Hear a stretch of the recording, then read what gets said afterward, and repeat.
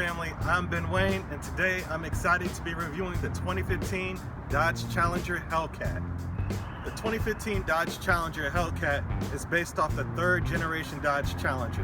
When engineers were designing this model, they stuck to the principles of form, functionality, and fast. So let's go over some of the exterior details and see how this car has been defined by those principles. To keep that 6.2 liter supercharged V8 cool on race days, the Dodge Challenger Hellcat features an aluminum hood with a center intake and dual heat extractors. One of the cool features about the Dodge Challenger Hellcat are the quad LED headlight surrounds. If you look closely, the driver's side parking light has been deleted because it serves as an air intake for the supercharger. That's where the functionality comes into play. In the front, the Dodge Challenger Hellcat features 20-inch black wheels and 15.4-inch two-piece brake rotors with 6-piston Brembo brake calipers.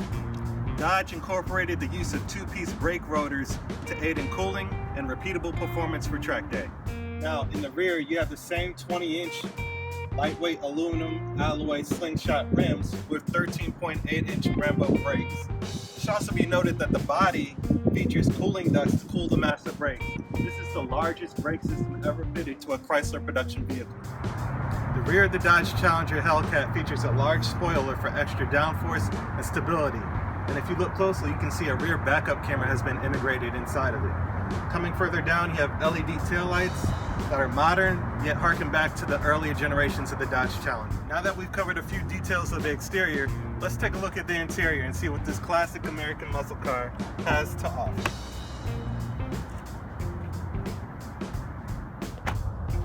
The interior of the Dodge Challenger Hellcat is unique from other Challengers in that it features black Nappa leather with Alcantara inserts, subtle SRT badging, and red radial face gauges. The doors of the Dodge Challenger Hellcat are covered in soft touch materials. You have Alcantara inserts, leather on the door handles with contrast stitching, controls for your power windows and power side view mirrors, and a door handle down here. Let's talk about the keys the Hellcat comes with. The Hellcat comes with a red key. The red key allows you to use all the engine's potential power, 707 horsepower. It also comes with the black valet key. The black valet key limits the car to only 500 horsepower for days you want to do daily driving, as if you can't get in trouble with 500 horsepower. Now let's go over some of the interior features of the Dodge Challenger Hellcat, starting with the top of the dash and working our way down the center console. The top of the dash is covered in soft touch materials. Coming down, you have an 8.4-inch Uconnect screen. It's one of the best infotainment systems on the market in my opinion. Here you have a start-stop button. This car features a keyless entry system, so you just have to have the key fobs in your pocket if you want to start or stop the car. Coming further down, you have controls for your infotainment system, your volume control, your SRT button, which allows you to program different settings, your hazards, and a back button to cycle through the menu, and a parking aid. Coming further down, you have controls for your air conditioning system. Here you have the shifter for the 8-speed automatic transmission. Now for the purist, a manual transmission is available. Coming further down, you have 2 cup holders and storage for your electronics such as your phones. You have a USB port here, SD card, and 12-volt power supply. Now, one of the few things I noticed about the interior is in the center console and dash, there's this makeshift carbon fiber inlay. It doesn't look bad. Now, one of the things you have to remember here is that this car costs roughly $60,000, and the fact that you're getting 707 horsepower for only $60,000, I'm not really complaining. Now, let's take a quick look at the infotainment system. If I press the SRT button, it brings up a menu here. Everything in this car is fully configurable. You can have it up to 125 different configurations. If I press the track button, it has the setup for track, pre-programmed setup for sport mode, and there's also a custom setting. Now if I press custom setup, it allows me to make adjustments to the power output of the car. You can press the transmission button, which offers you 3 different modes of the transmission. You have track, which is the fastest possible shift speeds, sport, faster shift speeds, some comfort, and street is a balance of shift speed and shift control. Going back, you have options for the paddles. You can enable or disable them as you wish. Your traction control settings, again, track minimal traction control, sport reduced traction control, and street full traction control.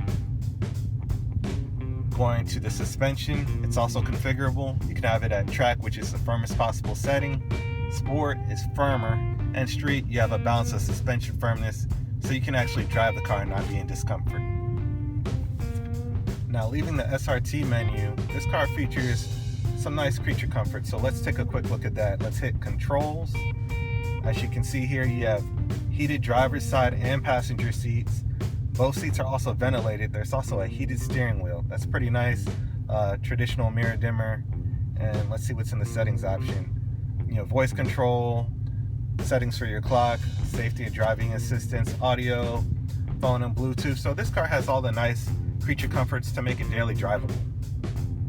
The steering wheel feels nice and thick in my hands and has perforated leather side bolsters.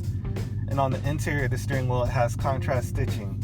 On the left, you have controls for your instrument clusters and also the voice recognition program. And on the right, you have your cruise control settings. On the back of the steering wheel, you have raised aluminum shift pedals. Let's take a look under the hood and see what powers this modern day muscle car.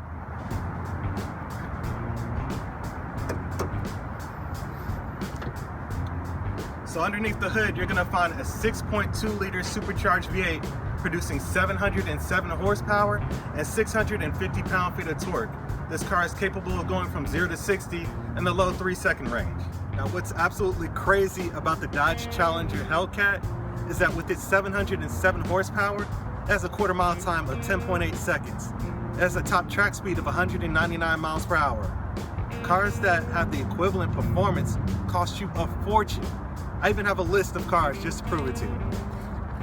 For example, the McLaren P1, which will cost you over $1 million, has 727 horsepower before you put the electric motors on there. The Lamborghini Aventador, roughly $500,000, has roughly 700 horsepower. The Ferrari F12 has roughly 700 horsepower and roughly $500,000. And the Pagani Huayra has 720 horsepower. And by the time you get finished speccing out a Pagani, you spent close to $2 million. Now let's start up the Dodge Challenger Hellcat and hear how it sounds.